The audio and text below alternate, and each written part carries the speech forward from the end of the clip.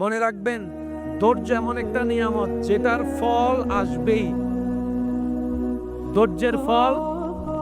ধৈর্যের ফল এটা আপনার চাচা, জেঠা, কাকা, মামা যতই যারাই অত্যাচার করুক না কেন,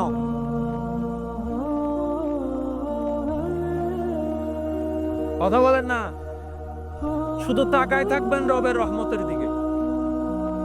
বিশ্বাস করেন ভাই, আপনার জন্য পৃথিবীর সবাই যদি দরজা বন্ধ করে দেয়, 100টা দরজা যদি বন্ধ হয়, রাস্তা বন্ধ হয়, লিখে রাখেন 1000টা দরজা রাস্তা আপনার আল্লাহ আপনার জন্য খুলে দিবেই। আমি আপনার এলাকা সম্পর্কে তেমন ভালো জানি না, সবাইকে আমি চিনি না, তবে আমি বলছি আপনারা একটু মিলাই দেখেন। এই এলাকায় এমনও কিছু বর্তমানে দনওয়ালা মানুষ আছে যারা একসময় বাতের বাতও পায়নি। নাই মনে হয় নাই। এই এলাকায় এমনও কিছু মানুষ আছে যাদের আন্ডারে শত শত মানুষ চাকরি করে, কিন্তু এক সময় উনি নিজে চাকরি করছে 20 টাকা, 30 টাকা, 40 টাকার বেতনে। আর একটু আওয়াজ দিয়ে বলেন আছে, আরো জোরে বলেন আছে।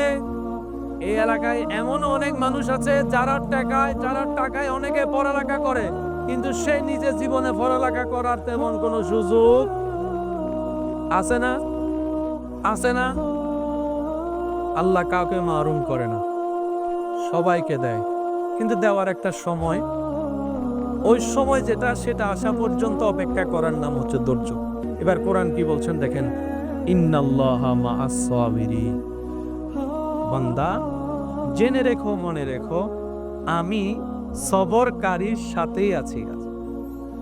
সুবহানাল্লাহ একটু বলি, যদি শব্দের গভীরতা সৌন্দর্য একটু খেয়াল করি, রব বলে যে ধৈর্য যেই ধরুক আমি তার সাথে আছি। এটার নাম কি? একটু সবাই মনোযোগ, এটার নাম কি? আপ টু বটম, শুরু থেকে শেষ প্রত্যেকটা হরফ রব্বুল আলামিনের কালাম।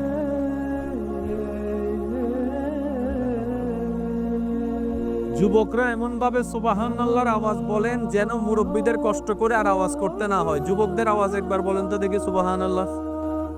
এই কোরআনের প্রত্যেকটি হরফ রবের কালাম। আমরা জানি অনেক কিছু, বুঝতে পারি না বলে উপলব্ধি হয় না।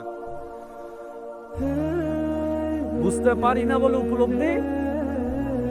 ভালোবাসার মানুষের দেওয়া মেসেজ চিঠির যত আন্তরিকতা, আকর্ষণ, ভালোবাসা থাকে,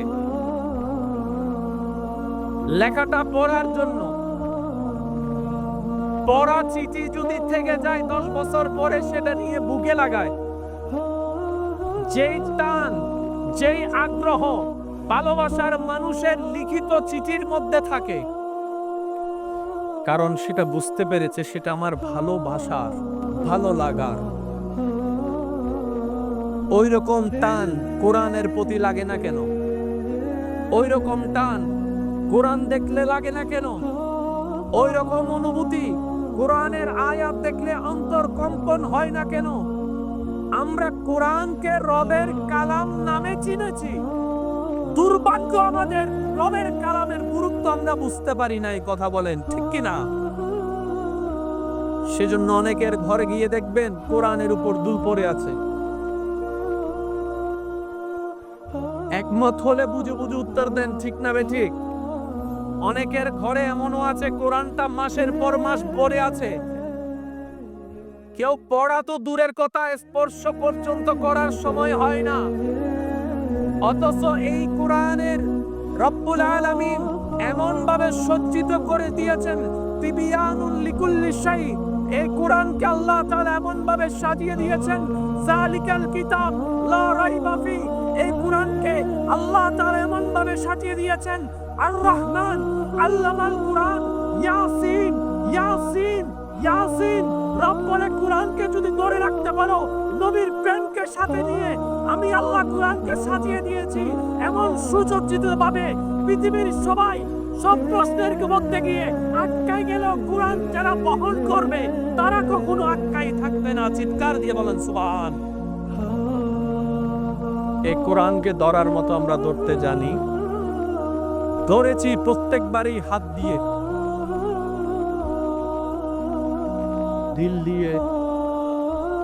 যদি একমত হন একটু আওয়াজ দেন না। কোরআনকে হাত দিয়ে 1000 বার ধরেছি।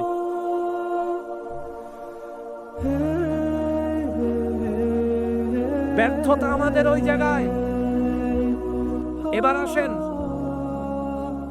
জগৎ বিখ্যাত পাওয়ারফুল ব্যক্তি যার কাছে থাকে তার মতো এলাকায় এসে বুক ফুলাই চলে, সনহরার মাটিতে তার পা পড়ে না।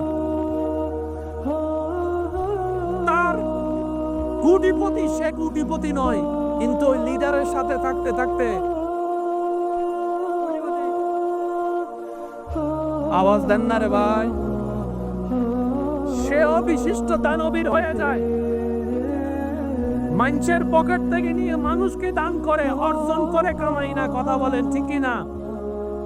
যে জায়গায় মুসলমানের রব হচ্ছেন এমন একজন যিনি খালিক, যিনি মালিক, যিনি রহমান, যিনি রহিম, যিনি সত্তার, যিনি গফফার, যিনি যুল জালালে ওয়াল ইকরাম, এমন একজন রব যে মুসলমানের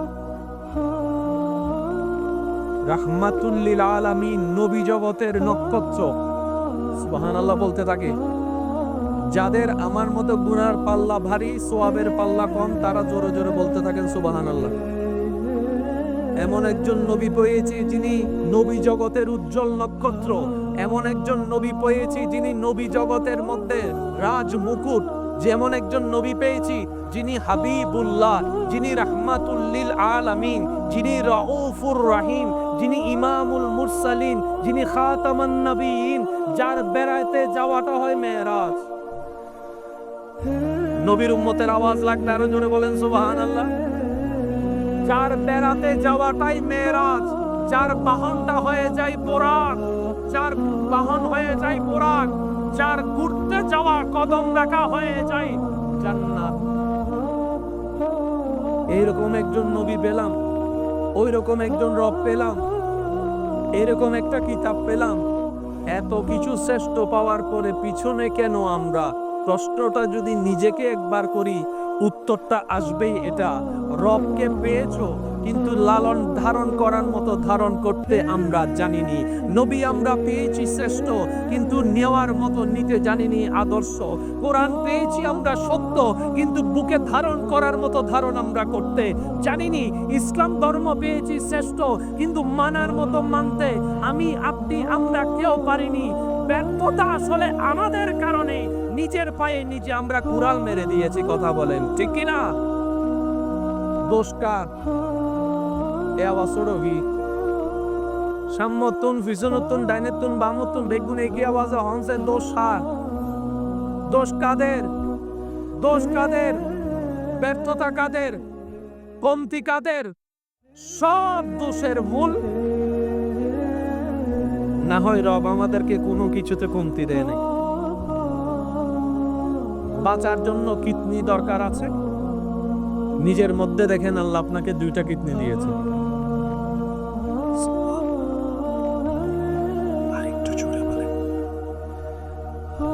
বান্দা আমি 2টা দিয়েছি, তোর ঘরের মালিকও 2টা জেনারেটর দিবে না ভাড়া করে? যে একটা নষ্ট হলে আমার কাস্টমাররা কষ্ট পাবে, আরেকটা দিয়ে দিলাম স্পেয়ার, দিবে না? আমি রব দিয়েছি 2টা কিডনি, সুন্দরভাবে তাল মেলে 50-50 চলবে। কোনো কারণে যদি একটা, তোর সমস্ত ব্যর্থতার কারণে যদি কোনো কারণে একটা নষ্ট হয়েও যায়, আরেকটা দিয়ে চালাই নিতে পারবি, আরেকটা দিয়ে চালাই নিতে পারবি। দেখার জন্য চোখ দরকার, একটা দিয়েও দেখা যায়, আরেকটা দিয়েও দেখা যায়। রব বলে যে আমি একটা দিব না, 2টা চোখ দিয়ে দিলাম দেখার জন্য। সুবহানাল্লাহ। বান্দারে শোনার জন্য কেউ তোরে ডান থেকে ডাকবে, কেউ তোকে বাম থেকে ডাকবে, কেউ তোকে সামনে থেকে ডাকবে, কেউ পিছন থেকে ডাকবে, কেউ কর্নার থেকে ডাকবে। কোন দিকের আওয়াজ আসলে কোন দিকে তাকাবি সেটা শোনার জন্য কানের দরকার। আমি রব তোকে 2টা কান দিব, একটা দিব না। এক সাইডে শুনবি আর এক সাইডে শুনবি না আমার বান্দা, তা হতে পারে না বান্দা। তোকে আমি কানও 2টা দিয়ে দিলাম। সুবহানাল্লাহ। পা তোকে 2টা দিলাম, হাতও তোকে 2টা দিলাম। বান্দারে স্পেয়ার করে আমি এমন ভাবে তোর ভিতরে দিয়েছি যাতে তোর এই গুনাহ কোনো কিছুর মধ্যে কমতি জিনিসটা অনুভব না হয়। আমি রব আহসানুল খালক তোকে সুন্দরভাবে সজ্জিত করে দিয়েছি। বলেন সুবহান। আসেন, দাড়িপাল্লার নিয়ম কি? যতটুক জিনিস ততটুক, এটাকে কি বলেন আপনারা? বাটকারানি বলেন নাই, হর ওই তারা কি শিল বাটকারা। এদিকে যদি 50 কেজি হয়, এদিকে থাকবে 50 কেজির শিল, তখন কাটা হবে। একটু সবাই বলেন কাটা হবে। 50 কেজি ওলা চাউল, এদিকে যদি 40 কেজির শিল হয়,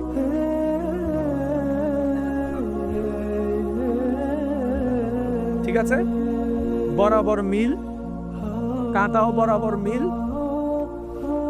আল্লাহ তাআলা কত চমৎকার ভাবে মানুষ সৃষ্টি করেছেন। আর একটু জোরে, যত রকমের ঝড় তুফান আসুক, অস্থির হওয়া যাবে না, অধৈর্য হওয়া যাবে না। করণীয় কি? যা হওয়ার হোক, যেমন হওয়ার হোক, আমার একজন মালিক আছে, আমাদের একজন মালিক, তিনি সবকিছু দেখেন, তিনি সবকিছু শুনেন, এমন একজন মালিক আমার সাথে এখন যা হচ্ছে সব ওনার নজরে আছে। আর উনি চাইলে সেকেন্ডে রাত দিন হয়ে যায়, দিন রাতে রূপান্তর হয়, যিনি কোন বললে ফায়াকুন হয়ে যায়, এমন একজন মালিক আমাদের। এরকম একজন মালিক থাকতে আমাদের টেনশন করার কোনো দরকার। আমাদের কাজ হচ্ছে যে ওনার হুকুমের অপেক্ষা করা। ওনার হুকুমের, সবাই বলেন না ওনার হুকুমের, উনি যাই দিবেন সেটাই খুশি মনে আমরা আপন করে নিব। অধৈর্য অস্থির হব না। চিৎকার দিয়ে বলেন ইনশাআল্লাহ। আরো জোরে বলেন ইনশাআল্লাহ। মনে রাখবেন, ধৈর্য এমন একটা নিয়ামত যেটার ফল আসবেই। ধৈর্যের ফল এটা আপনার চাচা, জেঠা, কাকা, মামা যতই যারাই অত্যাচার করুক না কেন,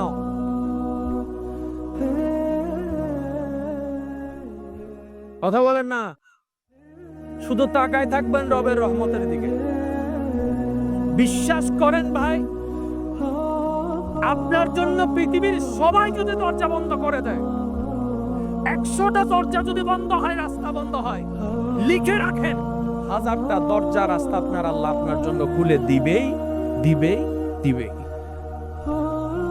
আমি আপনার এলাকা সম্পর্কে তেমন ভালো জানি না, সবাইকে আমি চিনি না, তবে আমি বলছি আপনারা একটু মিলাই দেখেন।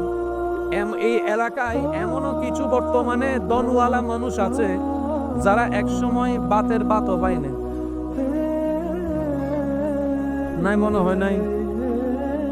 এই এলাকায় এমনও কিছু মানুষ আছে যাদের আন্ডারে শত শত মানুষ চাকরি করে, কিন্তু একসময় উনি নিজে চাকরি করছে 20 টাকা, 30 টাকা, 40 টাকার বেতনে। আরেকটু আওয়াজ দিয়ে বলেন আছে, আরো জোরে বলেন আছে।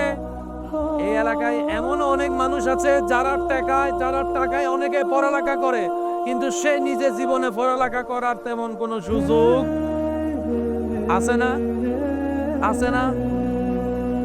আল্লাহ কাউকে মাহরুম করে না, সবাইকে দেয়, কিন্তু দেওয়ার একটা সময়, ওই সময় যেটা সেটা আসা পর্যন্ত অপেক্ষা করার নাম হচ্ছে ধৈর্য। এবার কোরআন কি বলছেন দেখেন, ইন্নাল্লাহা মাআস সাবিরিন। বান্দা জেনে রেখো, মনে রেখো, আমি সবরকারীর সাথেই আছি। সুবহানাল্লাহ। একটু বলি, যদি শব্দের গভীরতা সৌন্দর্য একটু খেয়াল করি, রব বলে যে ধৈর্য যেই ধরুক আমি তার সাথে আছি। এটার নাম কি? একটু সবাই মনোযোগ, এটার নাম কি? আপ টু বটম, শুরু থেকে শেষ প্রত্যেকটা হরফ রব্বুল আলামিনের কালাম।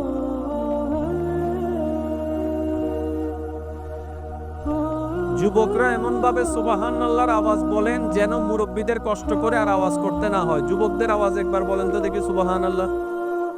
এই কোরআনের প্রত্যেকটি হরফ রবের কালাম। আমরা জানি অনেক কিছু, বুঝতে পারি না বলে উপলব্ধি হয় না। বুঝতে পারি না বলে উপলব্ধি। ভালোবাসার মানুষের দেওয়া মেসেজ চিঠির যত আন্তরিকতা, আকর্ষণ, ভালোবাসা থাকে, লেখাটা পড়ার জন্য, পড়া চিঠি যদি থেকে যায় 10 বছর পরে সেটা নিয়ে বুকে লাগায়, যেই টান, যেই আগ্রহ ভালোবাসার মানুষের লিখিত চিঠির মধ্যে থাকে, কারণ সেটা বুঝতে পেরেছে সেটা আমার ভালোবাসার, ভালো লাগার। ওই রকম টান কোরআনের প্রতি লাগে না কেন? ওই রকম টান কোরআন দেখলে লাগে না কেন? ওই রকম অনুভূতি কোরআনের আয়াত দেখলে অন্তর কম্পন হয় না কেন? আমরা কোরআনকে রবের কালাম নামে চিনেছি, দুর্ভাগ্য আমাদের রবের কালামের গুরুত্ব আমরা বুঝতে পারি না। এই কথা বলেন ঠিক কিনা? সেজন্য অনেকের ঘরে গিয়ে দেখবেন কোরআনের উপর দুল পড়ে আছে। একমত হলে বুঝে বুঝে উত্তর দেন, ঠিক না বেঠিক?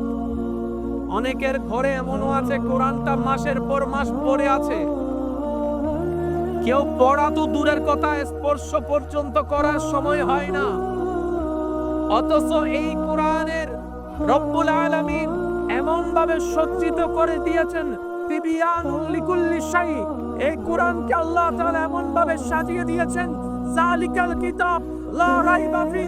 এই কোরআনকে আল্লাহ তাআলা এমন ভাবে সাজিয়ে দিয়েছেন, আর রহমান আল্লামাল কোরআন, ইয়াসিন ইয়াসিন ইয়াসিন।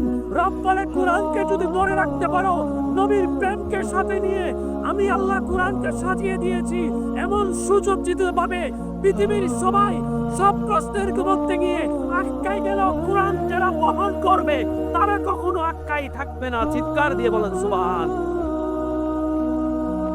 এই কোরআনকে ধরার মতো আমরা ধরতে জানি, ধরেছি প্রত্যেকবারই হাত দিয়ে,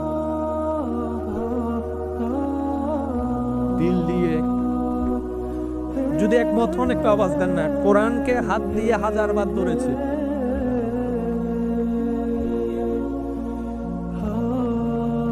ব্যর্থতা আমাদের ওই জায়গায়। এবার আসেন,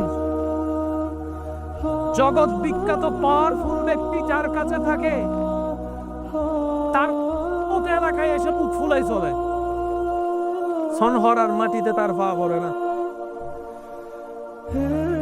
তার কোটিপতি, সে কোটিপতি নয়, কিন্তু ওই লিডারের সাথে থাকতে থাকতে কোটিপতি।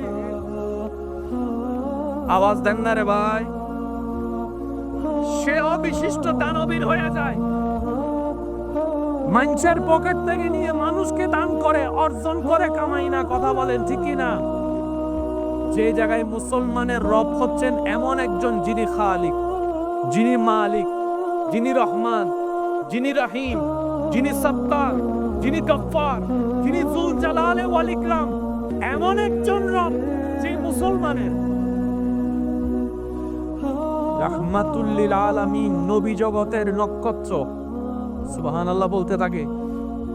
যাদের আমার মতো গুনার পাল্লা ভারী, সওয়াবের পাল্লা কম, তারা জোরে জোরে বলতে থাকেন সুবহানাল্লাহ। এমন একজন নবী পেয়েছি যিনি নবী জগতের উজ্জ্বল নক্ষত্র। এমন একজন নবী পেয়েছি যিনি নবী জগতের মধ্যে রাজ মুকুট। যেমন একজন নবী পেয়েছি যিনি হাবিবুল্লাহ, যিনি রাহমাতুল লিল আলামিন, যিনি রাউফুর রহিম, যিনি ইমামুল মুরসালিন, যিনি খাতামান নবীন, যার বেড়াইতে যাওয়াটা হয় মেরাজ। নবীর উম্মতের আওয়াজ লাগবে, আরো জোরে বলেন সুবহানাল্লাহ।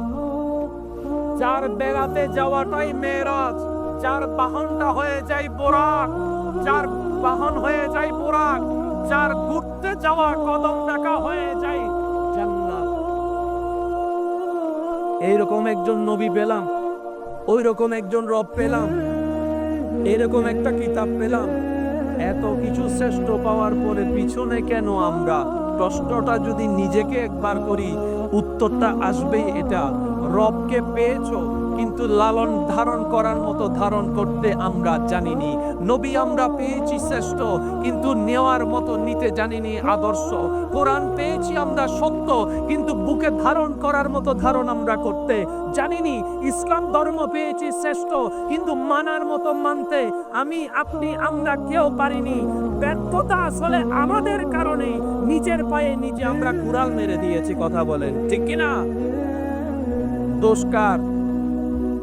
এ আওয়াজ ছোড়বি সাম্যতুন ফিসনতুন ডাইনেতুন বামুতুন বেগুন একই আওয়াজে হংসে দোষ হার। দোষ কাদের? দোষ কাদের? ব্যর্থতা কাদের? কমতি কাদের? সব দোষের মূল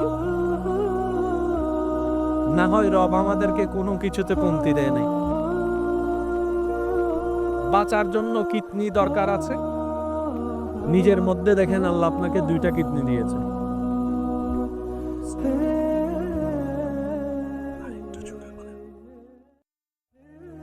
বান্দা আমি 2টা দিয়েছি, তোর ঘরের মালিকও 2টা জেনারেটর দিবে না ভাড়া করে?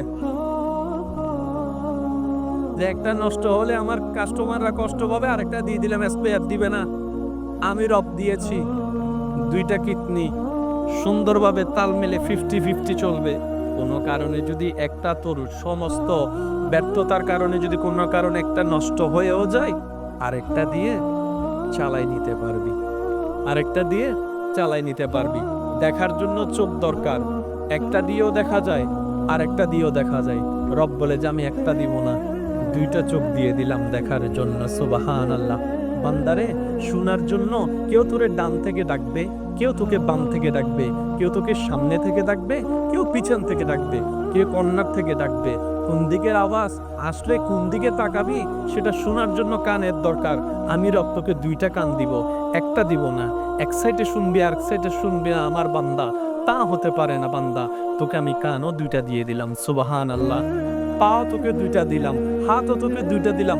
বান্দারে স্পেয়ার করে আমি এমন ভাবে তোর ভিতরে দিয়েছি যাতে তোর এই গুনাহ কোনো কিছুর মধ্যে কমতি জিনিসটা অনুভব না হয়। আমি রব আহসানুল খালক তোকে সুন্দরভাবে সজ্জিত করে দিয়েছি। বলেন সুবহান। আসেন, দাড়িপাল্লার নিয়ম কি? যতটুক জিনিস ততটুক, এটাকে কি বলেন আপনারা? বাটকারা। বাটকারানি বলেন নাই, হর ওইটারা কি? শিল বাটকারা। এদিকে যদি 50 কেজি হয়, এদিকে থাকবে 50 কেজির শিল, তখন কাটা হবে। একটু সবাই বলেন কাটা হবে। 50 কেজি ওলা চাউল, এদিকে যদি 40 কেজির শিল হয়,